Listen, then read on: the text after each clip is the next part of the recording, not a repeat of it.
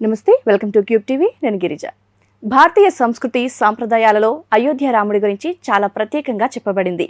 ఒకే మాట, ఒకే బాట, ఒకే భార్య, మాట తిప్పని వైనం, మడమ తిప్పని శౌర్యం, ఇవన్నీ కూడా ప్రతి మనిషిలో ఉండాల్సినటువంటి లక్షణాలు. వీటన్నింటి ప్రతిరూపమే పరమపావనమూర్తి శ్రీరామచంద్రమూర్తి. శ్రీరామచంద్రమూర్తి ఆదర్శప్రాయుడు. సో రామాయణం ఎన్నిసార్లు విన్నా మళ్ళీ మళ్ళీ వినాలి అనిపిస్తోంది.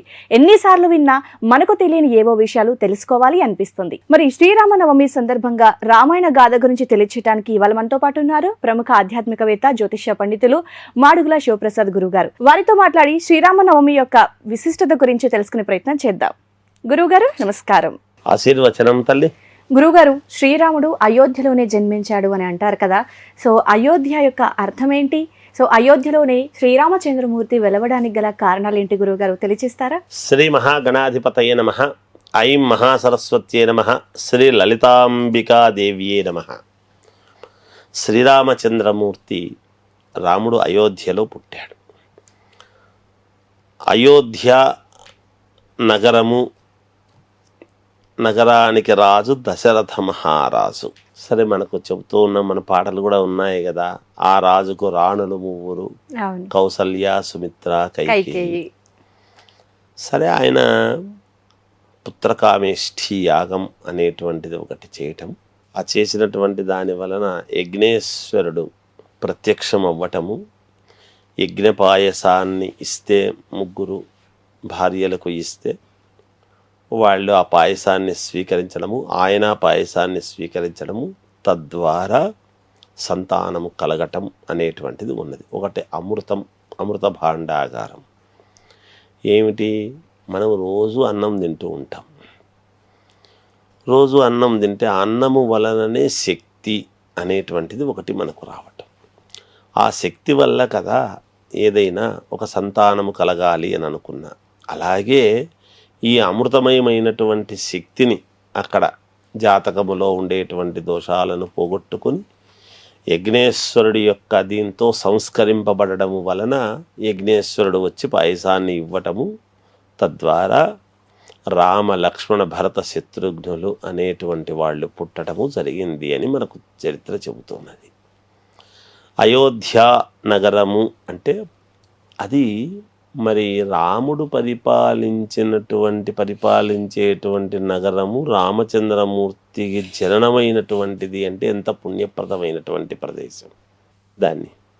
అందువలన జనక మహారాజు అటువైపు ఉన్నాడు. మళ్ళీ ఇలా అప్పుడు రాజ్యాలు, అయోధ్య నగరము అని ఒక మహానగరం అనేటువంటిది ఉన్నది. ఆ నగరంలో ఈయన పరిపాలిస్తూ ఉన్నాడు కాబట్టి దశరథ మహారాజు ఆయనకు పుట్టడం అనేటువంటిది జరిగింది. రామచంద్రమూర్తి పరమ పవిత్రమైనటువంటి ప్రదేశముగా మనము భావిస్తాము. ఎందుకు? రాముడంతటి వాడు శ్రీ మహావిష్ణువు రాముడి యొక్క అవతారములో మానవ రూపములో పుట్టటం అనేది. ఎందుకు పుట్టాల్సి వచ్చింది, ఏమిటి అనేటువంటిది మనకంతా కూడా రామాయణము ఒక రకంగా రాముడు నడిచినటువంటి మార్గాన్ని అని చెబుతూ ఉన్నది. పూర్వాపరాలు తెలుసుకుంటే మరి శ్రీ మహావిష్ణువు అంతటి వాడు ఒక మానవ రూపముగా పుట్టి మానవుడు ఏ విధముగా అయితే కష్టాలు పడతాడో, ఒకవేళ భార్య దూరం అయితే వెనక ముందు పుట్టినటువంటి వాళ్ళని ఎలా చూసుకోవాలి, తల్లిదండ్రుల పితృవాక్య పరిపాలన అంటే ఎలా ఉండాలి, మరి ముందు కూడా రఘువంశము అని ఆ వంశానికి పేరు తెచ్చినటువంటి వాడు అనేటువంటిది ఒకటి, ఆ వంశానికే వన్నె తెచ్చినటువంటి వాడు అనేటువంటిది, ఇవన్నీ కూడా సాక్షాత్తు శ్రీ మహావిష్ణువు రాముడి యొక్క అవతారంలో ఒక అవతారముగా పుట్టడం, దశావతారాలలో ఒక అవతారముగా అక్కడ ఉద్భవించడం అనేటువంటిది జరిగింది అని మనం చెప్పుకుంటున్నాం. ఉద్భవించడం అంటే అదే కారణం, పుట్టడం అనే అనుకోవాలి. రాముడు పుట్టడం అని కారణ జన్ముడు అనేటువంటి పదాలు వాడతాం మనం. గురువుగారు, మనకు రాముడు వచ్చేసి అయోధ్యలో జన్మించాడు, సో పుట్టుక అక్కడ జరిగింది. కానీ భద్రాచలంలో ప్రత్యేకించి సీతారాముల కళ్యాణం జరుగుతుంది. సో భద్రాచలంలో శ్రీరాముల వారు వెలవడానికి గల కారణం ఏంటి? భద్రాచలం యొక్క విశిష్టత గురించి గురువుగారు. ఇప్పుడు ఎందుకు భద్రాచలంలో మనము భద్రాద్రి రాముడు అనేటువంటి పేరుతో మనం చేసుకుంటున్నాము అన్నప్పుడు భద్రాచలము అని అంటున్నాం. మనము అచలము అంటే అది చలనము లేనిది అని దాని యొక్క అర్థం. ఆ భద్రాద్రి అనేటువంటి కొండ చలనము లేనిది, అక్కడ ఇది ఉంది అనేటువంటిది ఒకటి మాట తీసుకుంటే ఒకటి. రెండవది, ఎప్పుడైతే పితృవాక్య పరిపాలన అనేటువంటిది పెట్టుకుని మరి రాముణ్ణి నువ్వు అడవులకు వెళ్ళాలి అనేటువంటి ఒక మాట వచ్చినప్పుడు దశరథ మహారాజు చెప్పాడు అని అంటే సరే అని నమస్కారం చేసుకుని బయలుదేరినారు వాళ్ళు. ఏది, కాసేపట్లో పట్టాభిషిక్తుడు అవుతాడు, యువరాజు కాబోతున్నాడు రాముడు అని ఆ పట్టణం అయోధ్య నగరం అంతా కూడా సర్వాంగ సుందరముగా తయారయ్యింది, శోభ అంతా కూడా. మనకు చరిత్రలు ఏం చెబుతున్నాయంటే ఎవరి ఇంట్లోనూ ఎక్కడ పొయ్యి వెలిగించేవాళ్ళు కాదట అప్పట్లో. అంటే రాజులు అలా మరి రాచరికంలో తినటము, అలా రాసులు రత్నాలు అన్నీ ఇవాళ మనం కూరగాయలు మార్కెట్లో కదా కూరగాయలు పోసి అమ్ముతుంటే ఎలా ఉంటాయో అలా రాసులు పోసి ఎవరికి ఎంత కావాలో అంత తీసుకుని వెళ్ళేవాళ్ళంట. ఎవరు డబ్బులు ఇచ్చేవాళ్ళు కాదు అక్కడ. ఆ రోజు ఆ నాణ్యాలు అవి ఇచ్చేవాళ్ళు కాదు. డబ్బులు అంటే ఈనాడు, ఆనాడు డబ్బులు ఉండేటివి కాదు కదా, నాణ్యాలు అవి ఉంటాయి ఆ రోజుల్లో. కాసులు నాణ్యాలు అవన్నీ ఇచ్చేవాళ్ళు కాదు. ఎవరికి ఏది కావాలనో అది సమృద్ధిగా తీసుకుని పోయి ఇది చేసుకునేవాళ్ళు, అవసరాలకు వాడుకొని చేసుకునేవాళ్ళు. అలా అంత ధర్మ పరిపాలన అనేటువంటిది ఉండింది ఆనాడు. అలా అన్నీ ఎవరి పాటికి వాళ్ళు చేసుకుంటూ వెళ్ళేటువంటి విధానము అంటే ఎంత గొప్ప విషయము. ఈనాడు మనం అన్ని ప్రతిదీ ఇలా చేస్తున్నాం. ఆ రోజు అంత సమృద్ధిగా, అందుకనే ఆ రోజు ప్రభుత్వాల మీద ప్రజలు ఆధారపడలేదు. ఆ రోజు ప్రజలు రాముల వారి కోసం సీతమ్మ వారిని బంగారు సీతను చెయ్యాలి అంటే ప్రతి వాళ్లకు కంకణాలు, కుండలాలు అన్నీ ఉండేటివి. అవన్నీ బంగారు తీసి ఇచ్చినారు. రాముడి మీద ప్రేమతోనూ గౌరవముతోనూ అభిమానముతోనూ సీతమ్మ వారి మీద ఉండేటువంటి భక్తితో ప్రజలందరూ ఇచ్చినారు. అందరూ ఇచ్చినటువంటి ప్రభుత్వాలు ఏవో మాకు పథకాలు ఇస్తాయి, చెయ్యాలి, పథకాలు ఇస్తే తప్ప బతకలేమనేటువంటి పరిస్థితి ఈనాడు తెచ్చినాం. అలా జరిగింది. ఈరోజు వ్యవస్థ వేరు, ఆ రోజు వేరు అనుకోండి. అలా పట్టాభిషేకము కోసమని సర్వాంగ సుందరముగా తయారైనటువంటి పట్టణము అంతా కూడా చూస్తూ ఆనందముగా ఉండేటువంటి సమయంలో మీరు అడవులకు వెళ్ళండి అని చెప్పారు. అంతే చిరునవ్వుతో అడవుల్లోకి రావటానికి అని అప్పుడు మనం ఈ దక్షిణం ఇదంతా కూడా దండకారణ్యము అని అంటాం. ఈ దండకారణ్యం ఒకప్పుడు అరణ్యం ఇదంతా కూడా. అటువంటి దండకారణ్యం అయినటువంటి భద్రాచలము అనేటువంటి దాని దగ్గరికి వచ్చారు. ఆ అడవులకు రావడం జరిగినది అక్కడికి. రాముడు 18 అడుగులు ఎత్తు అంటాడు. ఆజానుబాహుం అరవింద దళాయతాక్షం రామం శ్రీరామం రఘురామం అని చెప్తున్నాం మనము. సీతమ్మ వారు 12 అడుగులు, రాముల వారు 18 అడుగులు అన్నాడు. ఆయన 18 అడుగులు ఎత్తు ఉంటే ఒక్క అడుగు ఎంత దూరం వేస్తాడు? అలా అడుగులు వేసుకుంటూ అడుగులో అడుగు వేసుకుంటూ సీతమ్మ వారు రాముల వారి వెంట నడుచుకుంటూ ఆ వెనకాల లక్ష్మణుడు నడుస్తూ అలా అన్నతో పాటే నేను అనేటువంటి భావనతో అన్న అడుగు జాడలలో తమ్ముడు ఎలా నడవాలి అనేటువంటి ఇదితో మనకు చెబుతున్నాయి.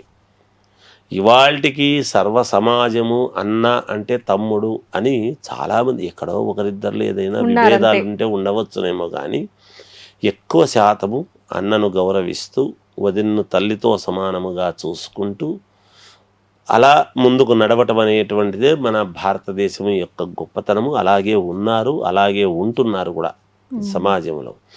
అలా భద్రాచలము రావటం అనేది జరిగినది. ఎక్కువ కాలము భద్రాచలములోనే వాళ్ళు అక్కడ ఉండటము వలన అక్కడ భద్రాచలములోనే మనం ఎక్కువగా చేసుకోవడం అనేది జరుగుతూ ఉన్నది. చాలా కాలం ఇక్కడే ఉన్నారు. ఇక్కడనే సీత అపహరించబడటం అనేటువంటిది జరిగినది.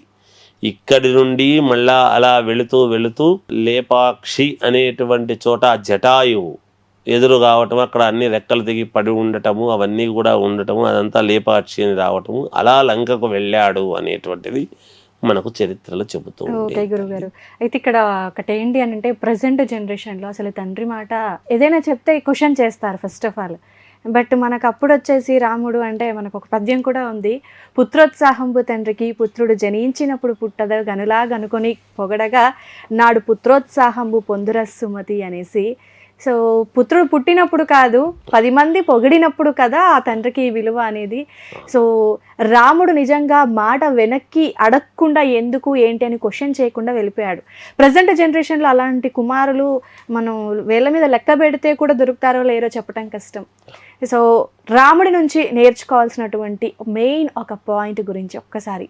రాముడి గురించి మనము నేర్చుకోవాల్సింది ఏమిటి అంటే ఎక్కువగా మాట్లాడకుండా ఉండటం, ఓకే, ఎంత అవసరమైతే అంతే మాట్లాడటం, మనస్సు నిబద్ధతతో ఉంచుకోవటం, ఇంద్రియాలను నిగ్రహముగా ఉంచుకోవటం అనేటువంటిది రామచంద్రమూర్తిని చూసి నేర్చుకోవాల్సినటువంటిది. మనం ఇంద్రియములు ఉంటాయి, ఈ ఇంద్రియములు ప్రతి దాని మీద కోరికలు, అలా లేదు రాముడికి. దేని మీద కోరిక? పరమ భక్తి. భార్యను ఎలా చూడాలనో అలా, తండ్రిని ఎలా చూడాలనో అలా, తల్లిని ఏ విధముగా గౌరవించవాలనో అలా, తమ్ముణ్ణి ఎలా చూడాలనో అలా. ఇవన్నీ కూడా రాముల వారి నుంచి రామ శబ్దము అనేటువంటిది మనము ఎప్పుడైతే ఎంతగా పలుకుతామో ఆ రామ శబ్దము అనేటువంటిది సర్వపాపహరం. మనము చేసినటువంటి పాపాలన్నీ కూడా రామ అనేటువంటి ఒక పదము పలుకుతున్నాము అంటేనే పోతాయి. అందువలన రాముణ్ణి చూసి నేర్చుకోవాల్సినటువంటిది ఏమిటి అంటే ఎందుకు అనేటువంటి ప్రశ్న రాకుండా వెళ్ళాడు. తండ్రి చెప్పంగానే నేను ఎందుకు వెళ్ళాలి అని అడిగాడా? అడగలేదు. రాముడి తండ్రి ఎప్పుడూ కూడా మొదటి గురువు. ప్రతి పిల్లవాడికి కూడా గురువును ప్రశ్నించే అధికారము ఏ శిష్యుడికి లేదు, ప్రశ్నించరాదు. అలా ప్రశ్నిస్తే వాడు కొడుకు కాదు, శిష్యుడు కాదు. గురువు తప్పు చేసినాడా ఒప్పు చేసినాడా అనవసరం, కానీ గురువును ప్రశ్నించరాదు అనేటువంటిది ఒకటి ఉన్నది మనకు, మన శాస్త్రాల్లో చెప్పబడినటువంటి మాట. నేను ఎందుకు చేయాలి? అందుకే రాముడు ఏదన్నా ఒక మాట చెప్తే లక్ష్మణుడు అన్నా నేను అది చెయ్యను అని అనలేదు. ఎందుకు అంటే జ్యేష్ఠ భ్రాత పితృ సమాన అన్నాడు. తండ్రితో సమానమైనటువంటి అన్న ఒరేయ్ నువ్వు ఇప్పుడు ఇక్కడికి వెళ్ళాలి అంటే ఎందుకు ఏమి అని అడగకూడదు. వెళ్ళాలి, వెళ్తావా అంటే వెళ్తాను, నువ్వు రా అంటే రావాలి, నువ్వు పో అంటే పోవాలి. అలా చేసినటువంటి వాడు లక్ష్మణుడు. అందుకని ఏం చెబుతున్న, రాముణ్ణి చూసి ఎంత నేర్చుకోవచ్చు, ఎంతైనా నేర్చుకోవచ్చు. ఎంత నేర్చుకున్నా ఇంకా నేర్చుకుందామనేదే ఉంటుంది. నిబద్ధత.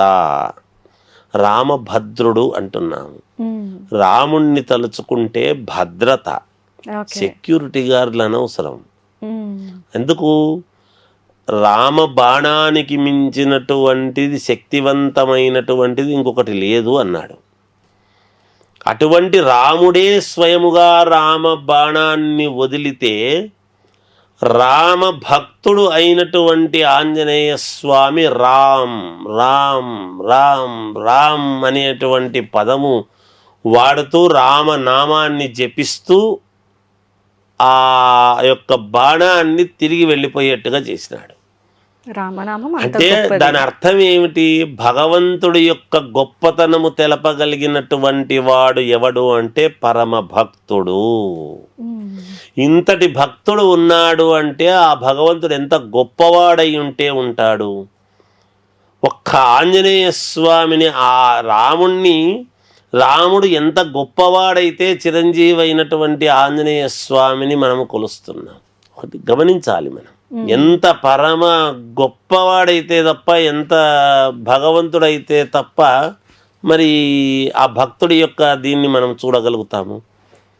అటువంటి భక్తులను సంపాదించుకున్నటువంటి వాడు పరమభక్తుడు. అందుకనే గురువు అయినటువంటి వాడు ఎప్పుడు కూడా శిష్యుడి యొక్క గొప్పతనం చూస్తే గురువు ఎంత గొప్పవాడో తెలుస్తుంది. అందుకని శిష్యుడు ఉండాలి. శిష్యులు లేని గురువు గురువు కాదు అన్నాడు. ఏ శిష్యుడు లేకపోతే నువ్వేం గురువు? అంతే కదా గురువు. అందుకని గురువు గొప్పతనం తెలియాలి అంటే ఎంతసేపు గురువు తన గురించి తాను చెప్పుకోవటం కాదు, తన ప్రతిభను, తన గొప్పతనాన్ని, తన విలువలను ఇంకొకరికి ఎప్పుడైతే ధారపోస్తున్నాడో, ఒకరిని తయారు చేస్తున్నాడో, తనలో ఉండేటువంటి పాండిత్యాన్ని అంతా కూడా ఒక శిల్పి తనలో తన మనస్సులో ఉండేటువంటి దాన్నంతా కూడా ఒక విగ్రహములాగా మొలుస్తున్నాడు అంటే ఎంతమంది శిల్పులు, ఎంతమంది రాముణ్ణి, కృష్ణుణ్ణి జీవం ఉండేట్టుగా మొలుస్తున్నారు అంటే శిల్పులు, స్థపతులు ఎంత గొప్పవాళ్ళు అయింటే మొలుస్తున్నారు. వాళ్ళల్లో ఉండేటువంటి ఎవరయ్యా ఈ శిల్పాన్ని తయారు చేసింది, ఇలా వచ్చి రామచంద్రుడు నిలబడినట్టుగా చేశాడే, ఇవాళ అయోధ్యా నగరములో వెలిసినటువంటి బాలచంద్రుణ్ణి చూసి మనం సంతోషిస్తున్నాము అంటే ఆ శిల్పికి 2 చేతులు ఎత్తి మొక్కాల్సినటువంటి అవసరం ఉందా లేదా? ఖచ్చితంగా గురువు గారు. ఆ తయారు చేసినటువంటి శిల్పి ఎంత మహనీయుడు అయింటే మరి ఆరాధ్య దైవమైనటువంటి రాముణ్ణి ఒక్కసారిగా అక్కడ నిలబెట్టుకోగలిగినాము మళ్ళీ అయోధ్యలో అంటే ఆ శిల్పికి నిజంగా యావత్ ప్రజానీకం అంతా కూడా, ప్రజలందరూ కూడా అక్కడ రాముణ్ణి చూడడం కాదు గొప్ప, ఆ రాముణ్ణి మొలిచినటువంటి శిల్పిని మనము నిజంగా కూడా మనస్సులో గొప్పతనముగా అనుకోవాల్సినటువంటి అవసరము ఉందా లేదా అనేది ఒకసారి ఆలోచన చేయాల్సిన పని. ఖచ్చితంగా గురువు గారు. ఎందుకంటే బాలరాముడిని చూస్తే నిజంగా రాముడే చిన్నతనంలో ఇక్కడ వచ్చి చాలా చిలిపిగా నవ్వుతున్నంత అందంగా ఉంటాడు నిజంగా బాలరాముడు. అలా గురువు ఎప్పుడూ కూడా ఒక శిష్యుణ్ణి తయారు చెయ్యాలి. ఒకడేమిటి 100 మంది, ఇవాళ ఇంతమందిని రామభక్తులను తయారు చేసిన అంటే రాముడు స్వయంగా తాను చేసినట్ట. మనలో అంత ముద్ర వేశాడు రాముడు. మనము తెలియకుండానే మన తాతలు ముత్తాతలు ఎంతమంది పరంపర యుగమే దాటిపోయింది కదమ్మా. త్రేతాయుగము నుంచి ద్వాపర యుగము తర్వాత కలియుగము, ఈనాటికి మనము రాముణ్ణి కొలుచుకుంటున్నాము, రాముణ్ణి ఆరాధిస్తున్నాము అంటే ఇన్ని యుగాల పాటు మనము ఎక్కడి వాళ్ళము, మనం ఎప్పటి వాళ్ళము, వాళ్ళెప్పటి వాళ్ళు ఈ పొద్దుటికి అనుకుంటున్నాము అంటే రాముడు ఎంత భద్రమైనటువంటిది అయితే రామభద్రుణ్ణి మనం అనుకుంటున్నాము. రామాయణం ఎంత భద్రమైంది కాకపోతే మనము రామభద్రుణ్ణి అనుకుంటున్నాము. రామాయణం ఎంత గొప్పది, పటిష్టముగా పునాదులతో సహా 14 లోకాలు, కింద 7 లోకాలు, పైన 7 లోకాలు, ఆద్యంత పర్యంతము నిలబడి ఉంటే కదా నిలువెత్తు స్వరూపము అని భగవంతుడు సర్వాంతర్యామి అని కింది నుంచి పై వరకు ఒక్కసారి చూస్తున్నాము. ఆజానుబాహం అని మనం రాముణ్ణి చూస్తున్నాము విగ్రహము అంటే మనము పాతాళ లోకము నుంచి 14 లోకాలు చూస్తున్నట్టే భావన కలుగుతుంది రాముణ్ణి చూస్తే. వేరే లోకాలు ఎక్కడా లేవు, రామచంద్రమూర్తిలోనే ఉన్నాయి.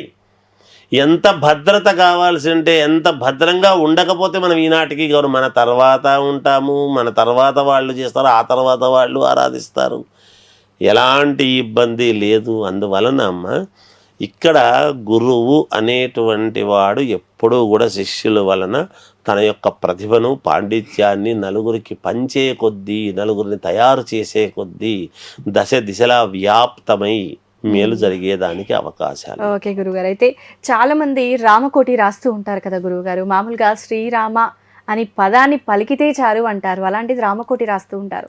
సో ఆ రామకోటి రాయటం వల్ల ఎలాంటి ఫలితంని మనం పొందే అవకాశం ఉంటుంది అంటారు? కొన్ని కోట్ల జన్మల పుణ్య ఫలం దాని యొక్క అర్థం. రామకోటి అని మనము కోటి అనుకుంటున్నాము, రామకోటి అని. రామకోటి రాస్తున్నామంటే శ్రీరామ శ్రీరామ శ్రీరామ శ్రీరామ అని పుస్తకాలు రామకోటి రాయటం అండి ఎన్నో కోట్ల జన్మల పుణ్య ఫలం ఉంటేనే రామకోటి అనేటువంటిది రాయగలుగుతాం. అలా రాసిన దాని వలన ఏమవుతుంది అంటే మనం ఏం చెప్తున్నాము, పుష్పం పత్రం ఫలంతో ఎం అని చెప్తున్నాము. ఒక పద్యము చెప్పినా భగవంతుడు సంతోషిస్తాడు మన దగ్గర ఏమీ లేనప్పుడు, మనము నిస్సహాయులమైనప్పుడు.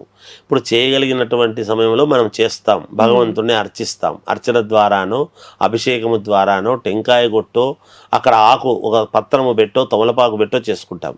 2 చేతులు పని చేయక మంచం మీద ఉండేటువంటి వాళ్ళు ఏం చేస్తారు, చేతకాకుండా ఉండేటువంటి వాళ్ళు అంటే శ్రీరామ అనేటువంటి పదాన్ని పలుకుతారు. అలా పలకడము వలన వచ్చేటువంటి పుణ్యప్రదమైనటువంటిది ఏమిటి అంటే జన్మ జన్మల పుణ్య ఫలం వాళ్ళు చేయగలిగినటువంటిది. పలికిన మాత్రాన్నే, అలా స్మరణ మాత్రేనా. అందుకే తోయం అన్నాడు ఒక శ్లోకమైన. రామ శబ్దాన్ని పలికితే చాలు, శ్రీరామ అంటే ఖచ్చితముగా మనకు జన్మ జన్మల పుణ్య ఫలం అనేటువంటిది చెబుతూ ఉన్నది శాస్త్రం. ఓకే గురుగారు. అయితే మనం సాధారణంగా తిథులు చూసుకున్నప్పుడు అందులో కొన్ని తిథుల్ని మంచి రోజులుగా, కొన్ని తిథుల్ని చెడ్డవిగా భావిస్తూ ఉంటాం కదా. సో అందులో నవమి అనేది మనం శుభసూచకంగా వాడుకోం. కానీ మనకు శ్రీరాముల వారికి వచ్చేసరికి నవమి నాడు కళ్యాణం జరిగింది. సో ఆ నవమి తిథిన కళ్యాణం జరిగింది కాబట్టే 14 ఏళ్ల అరణ్యవాసానికి గల కారణంగా మారింది అనుకోవచ్చా? ఆ రోజటి ఆ తిథి వలన ఇలాంటి పరిస్థితులు, గడ్డు పరిస్థితులు ఎదుర్కొన్నారు రాముల వారు అని అనుకోవచ్చు అంటారా? అంటే అమ్మ, శ్రీరామచంద్రమూర్తి నవమి నాడు, చైత్ర శుద్ధ నవమి తర్వాత కర్కాటక లగ్నమందు మిట్ట మధ్యాహ్నము పుట్టాడు అని మనం చెప్పుకుంటున్నాం. కర్కాటక లగ్నము అంటే చంద్రుడికి సంబంధించినటువంటి ఒక ఇది. అందుకని రామచంద్రమూర్తి అనేటువంటిది.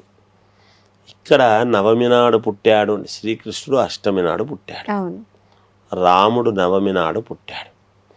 అంటే నవమి నాడు మనము వాడుక భాష ఏమి అంటే శాస్త్రంలో ఉన్నది కాదు, కానీ వాడుకలో పెద్దలు చెప్పేటువంటిది ఏమిటంటే అష్టమి నవములు కష్టదినములు అని. ఎందుకు ఆ మాట వచ్చింది అంటే పెద్దవాళ్ళు ఊరికే చెప్పరు ఎప్పుడు కూడా. అంటే కృష్ణుడు అష్టమి నాడు పుట్టాడు, నవమి నాడు రాముడు పుట్టాడు. కృష్ణుడు కూడా చిన్నతనములో అందరూ పుడుతూ ఉంటే చంపేస్తూ ఉండేటువంటి దాని వలన ఇక్కడ ఒక చోటు నుంచి ఇంకొక చోటికి వెళ్ళి కష్టాలు పడి చిన్నతనంలో ఏవో అవి ఇవి చేసుకుని ఆయన పైకి ఎక్కి రావాల్సినటువంటి అవసరం వచ్చింది, ఏర్పడింది. అంటే నిలబెట్టుకోవడం, ధర్మము నిలబెట్టుకోవాలి అనేటువంటిది వచ్చినప్పుడు ధర్మం ఉండేటువంటి చోటనే కష్టం ఉంటుందమ్మా. కష్టము లేకుండా అతి సులభముగా ధర్మం ఉండదు ఎప్పుడు కూడా. మరి రాముడు కూడా ఎంతో నిబద్ధతతో ధర్మమూర్తి కాబట్టి నవమి నాడు పుట్టాడు కాబట్టి, నవమి నాడు పుట్టినాడు కాబట్టి కష్టాలు పడినాడు, చేసినాడు అనేటువంటిది ఒక రకంగా అది కూడా వాస్తవమే లేకుండా పోలేదు.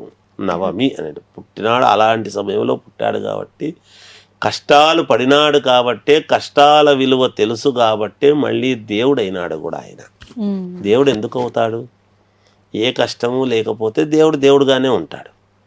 కానీ మనకు కూడా అందుకే కదా ఇప్పుడు కష్టపడి పైకెక్కొచ్చి గొప్పవాడు అయినాడు అంటే వాడికి తెలుస్తుంది ఆ కష్టపడినటువంటి దాని యొక్క విలువ ఏమిటి అని. ఒక లాటరీ తగిలితే వచ్చేటువంటి వాడికి విలువ తెలియదు. నాకు అదృష్టం కొద్దీ వచ్చింది అని అనుకుంటాడు, కానీ దాని విలువ తెలిస్తే, కష్టపడి సంపాదిస్తే వచ్చేటువంటి దాని విలువకు, ఉపరాగా వస్తే వచ్చేటువంటి దాని విలువకు చాలా తేడా ఉంటుంది. ఖచ్చితంగా గురువుగారు. అందుకనే మన వాళ్ళు అష్టమి నవములు ఈ శ్రీకృష్ణుడిది మనకు ప్రామాణికం రెండు. మనకంటే ముందు ద్వాపరం, దానికంటే ముందు త్రేతాయుగం. ఇలా ఉంది కాబట్టి అష్టమి నవములు కష్టదినములు అని అష్టమి నాడు నవమి నాడు మనం ఏం పనులు పెట్టుకో, దశమి గాని చూస్తాం, శుభకార్యాలు చేస్తాం. నవమి అయినా కూడా మళ్ళా వివాహాలు అవి చూస్తూ ఉంటాం. కొంతమంది నవమి నాడు చేస్తారు కళ్యాణాలు, మంచిదే. నవమి అంటే ఆ తిథి, ఇప్పుడు తిథి మీరందాక అన్నారు తిథి అని, మనం పంచాంగం చెప్పుకున్నప్పుడు తిథేశ్చ శ్రేమాప్నోతి వారాద్ ఆయుష్యవర్ధనం నక్షత్రాత్ హరతే పాపం యోగాద్రోగ నివారణం చెప్పినాడు మనకు. తిథి వార నక్షత్ర యోగ కరణములోని మనం చెప్పుకుంటున్నాం పంచాంగము అంటే. అలా వాళ్లకు కలిసి వచ్చింది నవమి అయినా, ఆ దంపతులకు యోగవంతమైంది ఆ రోజు, నక్షత్రం కలిసి వచ్చింది అని చూసుకున్నప్పుడు ఒక్కోసారి సరేలేని పెడతారు. కొన్ని సందర్భాలలో అక్కడ మనకు లగ్న కుండలి అది మంచిది అని అన్నప్పుడు పెడుతూ ఉంటారు. దానికి ఏదో చిన్న చిన్న పరిహారాలు ఉంటాయి, చేసి పెట్టుకోవచ్చును. కాకపోతే ఎక్కువ శాతము అష్టమి నవమి నాడు కాకుండా దశమి గాని ఇలా పెట్టుకోవడం మనకు ఆనవాయితీ చేసుకుంటూ. అయితే గురుగారు, మరి శ్రీరాముల వారి కళ్యాణం మిట్ట మధ్యాహ్నమే జరగాలి అనేది ఎందుకు అలా వచ్చిందంటారు గురువుగారు? అంటే భగవంతుడు లోక కళ్యాణార్థమై పుట్టినటువంటి వాడు కదమ్మా. అందువలన జన్మదినాన్ని పురస్కరించుకొని కళ్యాణం కూడా అప్పుడే చేసుకోవటం అనేది మనం చేసుకుంటూ ఉన్నాం. ఇక్కడ మనం నిజానికి ఆ సమయం అప్పుడు కాదు కళ్యాణం చేసుకోవాల్సింది, కానీ అది ఆనవాయితీగా భద్రాచలంలో ఏమిటి అంటే భగవంతుడు పుట్టాడు అని అనంగానే అబ్బా దేవుడు పుట్టాడు అని అంటే ఏముంటుంది, నిత్య కళ్యాణం పచ్చతోరణమే కదా. ఆ ఇదితో మనము భద్రాద్రి రాముడి యొక్క కళ్యాణము అనేటువంటిది మొదటి నుంచి కూడా ఆనవాయితీగా చేస్తూ వస్తూ ఉన్నారు. ఎన్నో ఏళ్ల నుంచి జరుగుతూ ఉన్నది.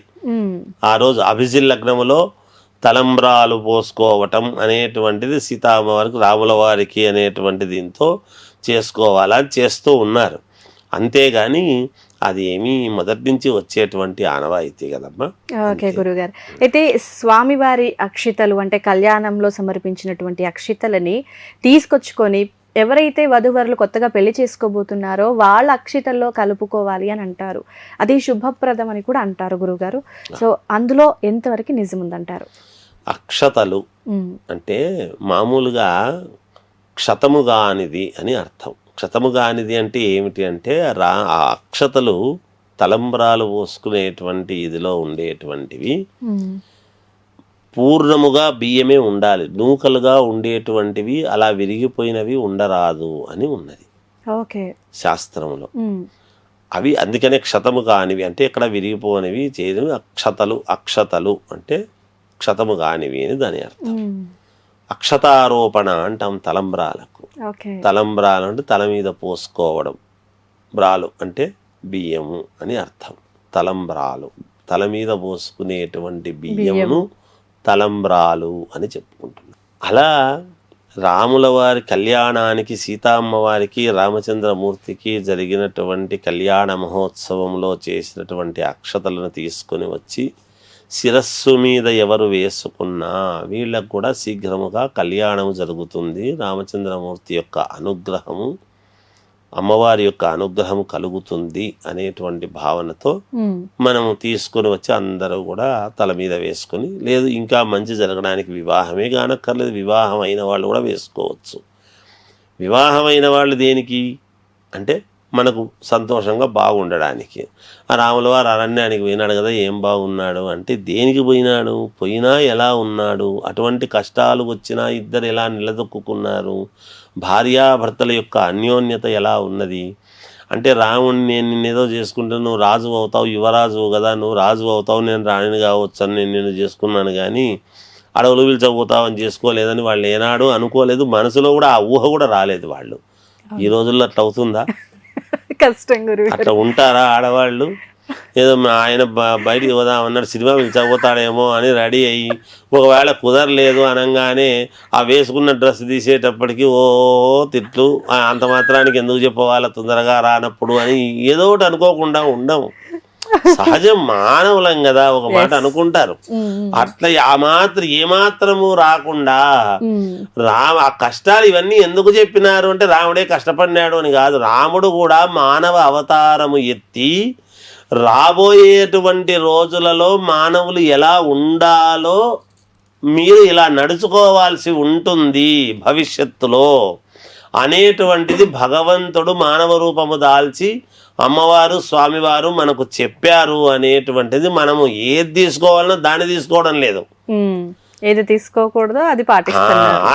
ఆయన విమర్శిస్తున్నాం, అడవులకు పోయినాడు, ఆయనకేం చేత అవుతుంది, సీతా అమ్మవారి ఎక్కడుందో ఆయనకు తెలియదా, ఆ మాత్రం తెలియని వాడు దేవుడు ఎట్లా అవుతాడు అంటే ఆమె దూరం ఎందుకు కావాలి?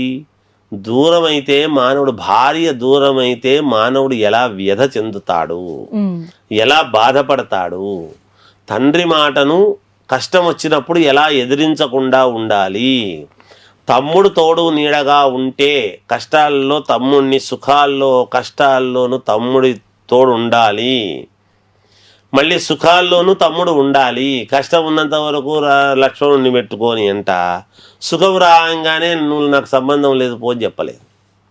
పైగా ఎవడు సుమిత్ర కొడుకు, సౌమిత్రి లక్ష్మణుడు, సొంతము తల్లి కొడుకు కాదు, పిన్నమ్మ కొడుకు. పిన్నమ్మ కొడుకును దగ్గర పెట్టుకున్నాడు, సొంత తమ్ముడిని భరతుడిని అక్కడనే పెట్టినాడు. మనం ఆలోచన చేయాల్సింది ఏమిటి, ఎలా ఉండాలి, ఎలా ఉండకూడదు, ఇవి రెండు రామాయణం మనకు చెబుతున్నటువంటిది మన జీవిత సత్యం. అది పాటించాం. విమర్శలకి ఏముంది, నోరుంది కదా మనలో, నోట్లో నాలుగు ఉంది, అది తెలివితేటలు ఎక్కువై మనం విమర్శలకి ఎక్కువ చేసుకుంటాం.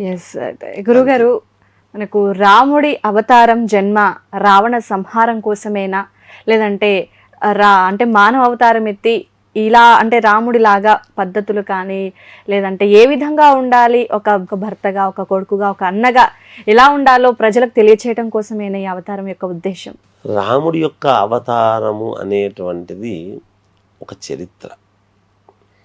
ఎలా ఉండాలి, ఎలా ఉండకూడదు, దుష్ట శిక్షణ ఎలా ఉంటే ఏమి జరుగుతుంది, సర్వశాస్త్ర పారంగతుడైనటువంటి రావణాసురుడు ఏది చేయకూడదో, ఏది ఆశించకూడదో అది ఆశిస్తే మరి ఎటువంటి పరిణామాలు చెందుతాయి, ఎటువంటి ఇబ్బందులు కలుగుతాయి. వాడు ఎంత గొప్పవాడన్నా కానీ, సాక్షాత్ పరమేశ్వరుని యొక్క అనుగ్రహం పొందినటువంటి వాడు రావణాసురుడు కదా. ఆత్మలింగాన్ని సైతం పొందినటువంటి వాడు రావణాసురుడు. అవును. మరి అటువంటి వాడు నిత్య శివపూజా దురంధరుడు. ఏ ఇబ్బంది వచ్చినా శివపూజ వదిలిపెట్టాడు, సంధ్యావందనం వదిలిపెట్టని వాడు. నా గాయత్ర్యా పరం మంత్రం నమాతు పరదైవతం అనేటువంటి మాట బాగా తెలిసినటువంటి వాడు, అన్ని పురాణాలు తెలిసినటువంటి వాడు, నిబద్ధత. ఇన్ని తెలిసిన వాడు తప్పు చేయడం ఏమిటి అంటే దుర్బుద్ధి. అంటే బుద్ధి కర్మానుసారుడి. బుద్ధి ఒక్కటే సక్రమముగా లేనటువంటి దాని వలన కదా నీ పాండిత్యం ఎందుకు పనికి రాకుండా పోయిందని చెప్తున్నాం. అటువంటిది అదే నిబద్ధతతో బుద్ధి సక్రమముగా ఉన్నటువంటి వాడు రామచంద్రమూర్తి. అటువంటి రామచంద్రమూర్తి మరి సాక్షాత్ భగవత్ స్వరూపుడే దిగి రావాల్సినటువంటి ఆవశ్యకత ఏర్పడింది కాబట్టి వచ్చి మీరన్నట్టుగా ఎలా ఉండాలి, ఏమిటి, ఎలా ఉండకూడదు అనేటువంటివి రెండు ప్రామాణికముగా ప్రజలకు చెప్పాడు. అలా చెప్పి అంతర్ధానం కావడం అనేటువంటిది జరిగినది. అదే రామాయణం యొక్క గొప్పతనము. ఓకే గురుగారు, శ్రీరామనవమి రోజున స్వాముల వారి పూజా విధానం ఎలా చేయాలి, అండ్ నవమి రోజున చేయాల్సిన పనులేంటి, చేయకూడని పనులేంటి గురువుగారు? అమ్మ, శ్రీరామనవమి రోజున మన ఇంట్లో ఒకవేళ చేసుకుంటున్నాము అంటే దేవాలయాలకు వెళతాము. మామూలుగా అక్కడ ఒక కళ్యాణం చూస్తాము. భద్రాచలమే అందరూ వెళ్తారు. వెళ్ళలేనటువంటి వాళ్ళు ఏమిటి పరిస్థితి? ఇక్కడ దేవాలయానికి పోలేదు, మన ఇంట్లో కూడా చేసుకోవాలి కాబట్టి ఇల్లు వాకిలి ముందు శుభ్రంగా అలుక్కుంటాం. ఈ రోజుల్లో అందరూ చేసుకుంటారు. రాముల వారి పటము పసుపు నీళ్లతో శుద్ధి చేసి శ్రీరామనవమి రోజు తలస్నానం చేసి ఇంట్లో దేవుడి గది ఉంటే పూర్తిగా శుభ్రము చేసుకొని, రాముల వారి పటము ఉంటే, ఒకవేళ విగ్రహాలు ఉంటే అభిషేకం చేసుకుంటాము. పటం ఉంటే పసుపు నీళ్లతో శుద్ధి చేసి గంధము పెట్టి కుంకుమ పెట్టుకొనేసి పూలమాల ఒకటి రాముల వారి యొక్క ఇది వేసి వీలైతే సుందరకాండ పారాయణం చేసుకోవటము. ఒకవేళ సుందరకాండ పారాయణం ఆ రోజు పొద్దున్నుంచి సాయంత్రం చేయలేము కాబట్టి 68 సర్గలు చేయలేము కాబట్టి సుందరకాండ పారాయణం రామచంద్రమూర్తికి సంబంధించినటువంటిది. శ్రీరామ రామ రామేతి రమే రామే మనోరమే సహస్రనామ తత్తుల్యం రామనామ వరాననే అనేది ఒక ఇది చేస్తున్నాము అంటే అది 100 సార్లు 1000 సార్లు విష్ణు సహస్రనామ పారాయణము చేసినంత కద్దు అన్నాడు ఒకసారి ఇది చదివితే. అటువంటిది రాముడి గురించి ఏదైనా చదువుకోవటము చేసి కాస్త పెసరపప్పు పానకము అనేటువంటిది అక్కడ నివేదన. ఎందుకు ఇవి పెడుతున్నారు? పెసరపప్పు పానకము ఎందుకు పెట్టాల్సి వచ్చింది అంటే విపరీతమైనటువంటి ఎండల సమయము. ఈ ఎండల సమయములో అందరూ కూడా తిని దేవుడి దగ్గరికి వెళ్ళటం అనేటువంటిది న్యాయము కాదు కాబట్టి ఇవి పెసరపప్పు అనేటువంటివి తీసుకున్నా, పానకం అనేటువంటిది తాగినా మనకు లోపల శరీరానికి ఒక దృఢత్వం అనేటువంటిది ఏర్పడుతుంది అనేటువంటి దాని వలన బెల్లముతో చేసినటువంటి మనము పానకాన్ని ఈ పెసరపప్పును నివేదనగా పెట్టి తీసుకోవటం అనేది జరుగుతూ ఉన్నది. అది తల్లి దాని యొక్క గొప్పతనం. అలా చేసుకోవాలి రాముల వారి యొక్క పూజ. ఓకే, సో ఆ రోజు ఖచ్చితంగా చేయకూడని పనులు ఏమైనా ఉన్నాయా గురువు గారు? ఆ రోజు పరుషంగా ఎవరిని తిట్టకూడదు. ఆ రోజనే కాదు, ఎవరైనా రోజు ఎవరైనా ఆ తర్వాత మరుసటితో ఈ రోజు తిట్టకూడదు అన్నారు కాబట్టి గురుగారు మళ్ళీ మరుసటితో వచ్చింది ఓ నోటికి బుజ్జుకుంటాడు తిట్టడం అనేది కాదు అక్కడ కావాల్సింది. ఆ రోజు ఎవరి మీద కోపము కానీ ఉధృతి కానీ చూపించడం కానీ ఇలాంటివన్నీ లేకుండా ఏది మాట్లాడినా జై శ్రీరామ్, రామచంద్రమూర్తిని ఎంత ఎక్కువగా తలుచుకుంటే అంత మనకు మేలు జరుగుతుంది. ఓకే, గురుగారు మామూలుగానే రామకోటి రాసిన శ్రీరామ అని రాముని తలుచుకున్న మనకు ఇందాక మీరు అన్నారు కదా విష్ణు సహస్రనామం చదివినంతటి ఫలితం దక్కుతుంది అని. సో శ్రీరామ నవమి రోజున రాముల వారి జపం చేస్తే మనకు కలిగేటువంటి ఫలితం ఏంటి? కోట్ల కోట్ల పుణ్య ఫలం. రాముల వారి మీకు తెలియకుండానే మీరు ఎప్పుడైతే మనం ఆ శ్రీరామ శ్రీరామ అనేటువంటి జపం మనం చేస్తామో ఆంజనేయ స్వామి తెలియకుండానే వచ్చి అక్కడ కూర్చొని ఉంటాడు మన పక్కన. అది ఉన్నది. ఎందుకంటే ఆయన వాయుపుత్రుడు, గాలి రూపములో వచ్చి అక్కడ ఖచ్చితముగా కూర్చొని ఉంటాడు. ఒకేసారి 1000 మంది చేస్తున్నారు అనుకోండి, ఆ 1000 చోట్ల ఆంజనేయ స్వామి వచ్చి కూర్చుంటాడా అంటే 1,00,000 చోట్ల చేసినా కూర్చుంటాడు. ఇందుగలడందు లేడని సందేహము వలదు అని చెప్పింది. అందుకనే మనకు అన్ని చోట్ల ఉండేటువంటి వాడే భగవంతుడు అంటాం మనం. ఒకే చోట కనపడేటువంటి వాడిని భగవంతుడు అని ఎందుకంటే మామూలు మనిషి అంటాం. అన్ని చోట్ల కనపడగలుగుతున్నాడు అంటే ఆ ప్రతివాడికి దర్శనమిస్తున్నాడు, ప్రతివాడికి అక్కడ కలిగినటువంటి అనుభూతి వచ్చి కూర్చుంటున్నాడు అనేటువంటి అనుభూతి కలుగుతుంది అంటే అన్ని చోట్ల సర్వాంతర్యామి కనపడతాడు. కాబట్టి ఖచ్చితముగా అక్కడ ఆంజనేయ స్వామి వచ్చి మన ఇంట్లో కూర్చుంటాడు అనేటువంటిది మనకు తెలిసినటువంటి ఇది మనకు శాస్త్రాలు చెబుతున్నాయి. సుందరకాండ పారాయణం చేస్తూ ఉన్నప్పుడు అలా ఒక కుర్జీ పక్కన వేసి కూర్చుంటూ మనము అక్కడ ఉత్త కుర్జీ ఒకటి వేసి పెట్టాము అంటే, ఒక ఆసనం వేసి పెట్టామంటే ఆ ఆసనంలో ఆంజనేయ స్వామి వచ్చి కూర్చుంటాడు. రామ శబ్దం ఎక్కడైతే వినపడుతుందో అక్కడ ఆంజనేయ స్వామి తప్పకుండా ఉంటాడు. అంత పరమ భక్తి ఆంజనేయ స్వామికి. రాముడు అంటే రాముడి గురించి ఆంజనేయ స్వామికి మించినటువంటి భక్తుడు ఇంకొకడు లేనే లేడు. అంతే దానికి. అందువలన శ్రీరామ శ్రీరామ అని చదువుకుంటే వచ్చే పుణ్యఫలం ఏమిటి? కోట్ల జన్మల పుణ్యఫలం వస్తుంది. మనం ఎప్పుడో గత జన్మలో ఏమేమి జన్మలు ఎత్తో ఇక్కడికి వచ్చాం. ఆ జన్మలన్నిటికీ కూడా దాటుకుని ఇక్కడికి వచ్చినందుకు గాను మనం ఇప్పుడు ఉండేటువంటి మనలో ఉన్న ఆత్మ పోయిన జన్మలో ఎక్కడుందో తెలియదు, అది ఇంకో జన్మలో ఎక్కడుందో తెలియదు, దానికంటే ముందు ఎక్కడుందో తెలియదు, దానికంటే ముందు ఎక్కడుందో తెలీదు.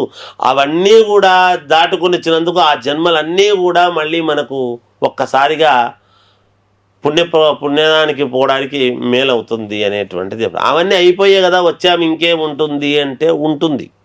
అందుకనే కదా పూర్వజన్మ కృతం పాపం వ్యాధి రూపేణ మనము పోయిన జన్మలో ఏం పాపాలు చేసినామో ఏమో తెలియదని మనం చెప్పుకుంటున్నాం కదా. ఆ వాసన ఒకదానికొకటి ఉంటూ ఉంటుంది.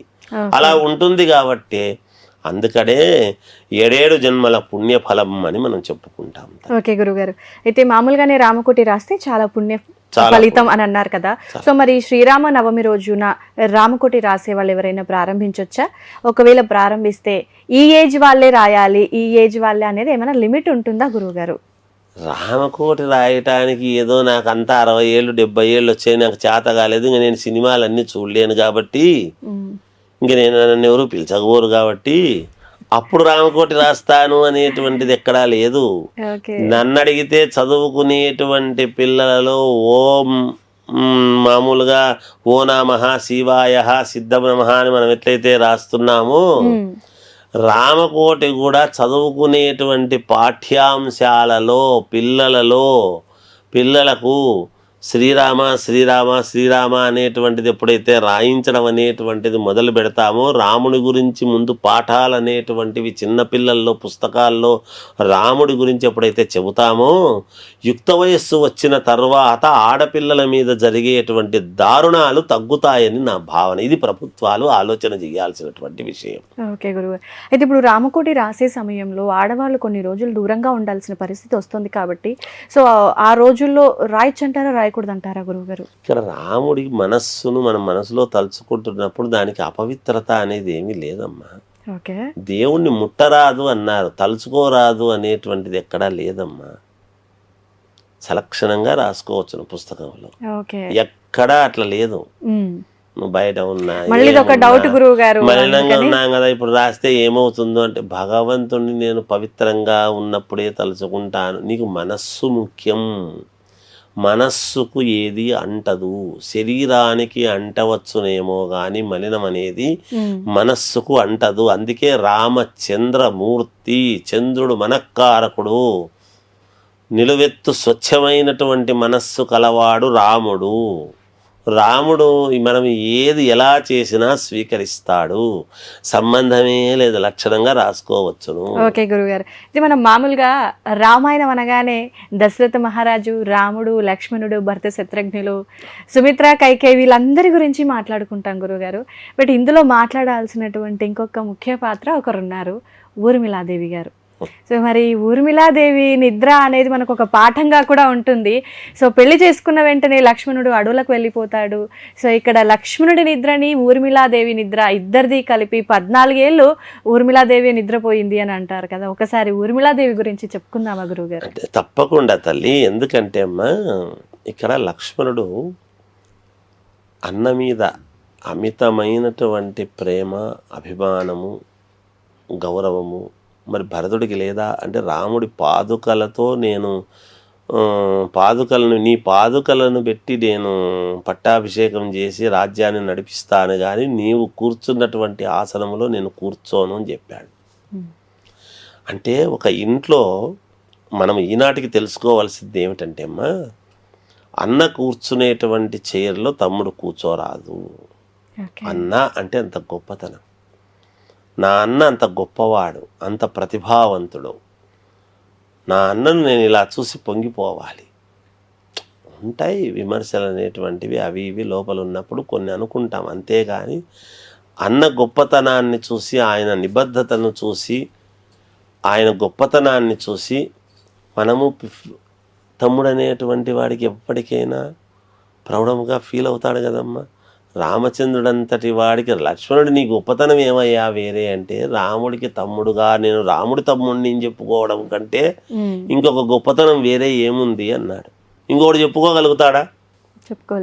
చెప్పలేడు కదా. వాడు ఎంతటి దగ్గరి వాడైనా అంతకంటే గొప్పతనము, అంతకంటే అవార్డు అనేది ప్రపంచంలో ఇంకొకటి ఉంటుందా? ఫలానా గొప్ప వ్యక్తి నేను తమ్ముడిని చెప్పుకోవడం కంటే ఇంకొక గొప్పతనం ఉంటుందా తల్లి? ఉండదు కదా. ఉండదు. అది అన్న అర్థం చేసుకున్నాడు తమ్ముడిని ఎలా చూడాలి అనేది. ఆ రామచంద్రుడని ఈయన అర్థం చేసు. సీతామ్మ వారు వచ్చినటువంటి ఆమె, లక్ష్మణుడు ఏముంది, నేను రాముని కదా చేసుకున్నాను, రాముడు కదా గొప్పవాడు అనేటువంటి ఇది లేకోకుండా ఆంజనేయ స్వామిని ఏమడిగింది? ఫలానా ఇదైనటువంటి రాముల వారు ఫలానా వంశాన్ని, రఘువంశము మూల పురుషుడైనటువంటి రామచంద్రమూర్తి లక్ష్మణుడికి అన్నగారైనటువంటి రామచంద్రమూర్తి బాగున్నా, నా భర్త బాగున్నాడా అని అడగలే. ఫలానా లక్ష్మణుడికి అన్నగారైనటువంటి రామచంద్రమూర్తి తాను మధ్యలో వచ్చింది కదా, మధ్యలో వచ్చినాను గొప్పది అని అలాగా. అంటే ఏది ప్రామాణికం? ఎవరు తీసుకుంటున్నారు ఈ రోజుల్లో? అలా ఎవరు ఉండగలుగుతున్నారు? అలా ఊర్మిళాదేవి మరి అంత గొప్ప వ్యక్తికి, లక్ష్మణుడికి భార్య అయినటువంటి ఊర్మిళాదేవి, నేను ఇంకొకరిని, నాకు ఇప్పుడు ఎవరైనా ఊరికి పోతాంటే నువ్వు పో, నీ పాటికి నువ్వు మీ అన్నంట పో, నేను నా పుట్టింటివి నా పాటలు నేను చేసుకుంటాను బ్రహ్మాండంగా, నేనేదో అవి ఇవి చేసుకుంటూ నేను ఉంటాను అని చెప్పలేదు అక్కడ. నేను ప్రశాంతంగా నిద్రపోతాను అనడంలో ఆంతర్యం ఏమిటి అంటే, ఆ నిద్రలో కూడా నేను నీ వెంట ఉన్నట్టే అని. ఆనాడు మనుషులు శరీరాలు దూరము ఉండినా ఆత్మలు ఒకటిగా ఉండేంత ప్రాధాన్యత కలిగి ఉండేటువంటి ఇది వాళ్ళల్లో, అది గమనించాలి మనం. ఊర్మిళాదేవి ఇక్కడ నిద్రపోతుంది అని మనం అనుకుంటాము. నిద్రపోతుంది అంటే లక్ష్మణుడి వెంట ఊర్మిళాదేవి యొక్క మనస్సు వెళ్ళిపోయింది, ఆమె పడుకుందే గాని. అది ఊర్మిళ యొక్క గొప్పతనం. లక్ష్మణస్వామి పడుకోవడానికి పోలే, అక్కడ నిద్రపోవడానికి పోలేదు. సీతామ్మ వారు వాళ్ళు లోపల ఉంటే, రాముడు సీత వాళ్ళు ఉంటే వాళ్లకు తోడు కాపలాగా వెళ్ళాడు లక్ష్మణమూర్తి. వాళ్ళ యొక్క బాధ్యత నాది అని వెళ్ళాడు. వాళ్ళకి ఎటువంటి ఆపద రాకుండా నేను ఉండాలి, నా అన్నను నేను కాపాడుకోవాలి అని పోయినాడు. నా అన్న కష్టంలో ఉన్నప్పుడు నా అన్న కష్టము నాది అనుకుని వెళ్ళాడబ్బా లక్ష్మణస్వామి. నువ్వు లేనప్పుడు రాజ్యంలో నేనుండి ఏం చేస్తాను, నీ బాధ నాది, నీ కష్టము నాది అని వెళ్ళాడు లక్ష్మణస్వామి. ఊరికే వెళ్ళలేదు. అందువలన అన్న మీద అంత గౌరవము అంత ఇది ఉండేటువంటి వ్యక్తి కాబట్టి అందుకనే అన్నదమ్ములు అంటే వాళ్ళని మనం ప్రామాణికంగా చెప్పుకుంటున్నాం. ఎవరు మాట్లాడినా వాళ్ళు రామలక్ష్మణులు, వాళ్ళు రామలక్ష్మణులను ఎందుకంటున్నారు అంటే లక్ష్మణస్వామి అడవులకు నా అన్న రామచంద్రమూర్తి సాక్షాత్తు అయోధ్య నగరానికి రాజు కుమారుడు తర్వాత రాజు కావాల్సినటువంటి అన్న అడవులకు పోతుంటే ఆ అన్న పోయినాళ్లే మనపాటికి మనం తిందాం, మనపాటికి మనం ఉందాం, మనం రాజ్యం వెళ్దాం అనేటువంటిది కాదు. అక్కడ ఆ అన్న కష్టాల్లో ఉన్నప్పుడు ఆ కష్టము నాది, నన్ను దాటి నా అన్న దగ్గరికి కష్టం పోవాలి అని కాపలాగా ఉన్నాడు. అలా తన భార్య యొక్క మనస్సు కూడా ఆమె నేను నీ వెంటే ఉంటాను పడుకొని, ఇక్కడ శరీరంతో నేను ఉండి ఇక్కడ ఏదో మామూలుగా ఉంది అని చెప్పడానికి అవకాశం లేదు. ఆమె ఇక్కడ నిద్రపోతుంది అంటే నిద్రలో మన మనస్సు మన కలలు వస్తాయి. ఎలా వస్తున్నాయి కలలు? నిద్రపోతే ఎక్కడెక్కడికో పోయినట్టు వస్తున్నాయి. ఆమె కలలో ఏం చేసింది అంటే లక్ష్మణస్వామి వెంటనే ఉన్నది అనేటువంటిది తెలుసు. ఆ విధముగా వాళ్ళు మనస్సుతో ఒకరికి ఒకరు. అందుకనే సీతా అమ్మవారు ఇలా చూస్తే రాముడికి అర్థమైంది. రాముడు ఇలా చూశాడు అంటే సీతా అమ్మవారికి రాముడికి ఏం కావాలనో తెచ్చిచ్చేది. మనం నోటితో అడిగితే 10 సార్లు మన వాళ్ళు పలకరు. మంచినీళ్ళు ఇమ్మన్నా ఎంతసేపు అయిందంటే అవునా నాకు వినపడలేదే అంటారు. ఇలా చూస్తే మంచినీళ్ళు అర్థం చేస్తుంది. అర్ధాంగి అనేటువంటి పదానికి 10 సార్లు అడిగినారా అక్కడే ఉన్నాయి ఫ్రిడ్జ్లో తీసుకోవచ్చు కదా అని ఇట్లాంటివి ఏవో ఉంటాయి. అలా ఎక్కడమ్మా. అందుకని అట్లా లేనంత మాత్రాన వీళ్ళందరినీ మనం తప్పుపట్టాలని కాదు. మనం ఏదో ఎంతసేపు చాలా రోజులు వేరు ఇప్పటి రోజులు వేరు కదా. అలా ఒకరి మనస్సు ఒకరు తెలిసి మీరు ఊర్మిళాదేవి గురించి అడిగితే ఊర్మిళ నిద్రపోతుంది, ఆమె నిద్రపోయింది అని మనం అనుకుంటున్నాం. ఆ నిద్రలో ఆమె యొక్క ఆత్మ లక్ష్మణుని వెంట వెళ్ళింది, ఆమె మనస్సు అనేటువంటిది గమనించాలి. అందుకనే ఆమె నిద్రపోతూ ఉంది అనేది మనం అనుకుంటాం. ఆమె ఏం చేసిందంటే ఊర్మిళాదేవి నిద్రపోతుంది అని అదొకటే అనుకుంటున్నాం. ఆ నిద్రలో తలుచుకుంది. అక్కడే లంకలో సీతామ్మవారు ఉంటే సీతామ్మవారి యొక్క మనస్సు రాముడి మీదనే ఉన్నది. రాముడు ఇక్కడ ఉండినా కూడా రాజ్యంలో సీతామ్మవారి ఎందే రాముడి యొక్క మనస్సు ఉన్నది అనేది మనకు చరిత్రలు చెబుతున్నది. ఓకే గురుగారు. సో రామాయణం నిజంగా ఎన్నిసార్లు విన్నా మళ్ళీ మళ్ళీ వినాలి అనిపిస్తుంది. మళ్ళీ ఏదో తెలియని ఒక క్వశ్చన్ అయితే మొదలవుతుంది గురుగారు. రాముడు అంటేనే అందరికీ ఆదర్శప్రాయుడు అనమాట. సో ఆదర్శప్రాయుడు నుంచి నేర్చుకోవాల్సిన విషయాలు అంశాలు 1 కాదు 2 కాదు చాలా ఉన్నాయి. సో అలాంటి రామాయణం గురించి రామాయణ గాథ గురించి చాలా చక్కగా వీక్షకుల కోసం తెలియజేసినందుకు ధన్యవాదాలు గురువుగారు. సంతోషం తల్లి. జయం.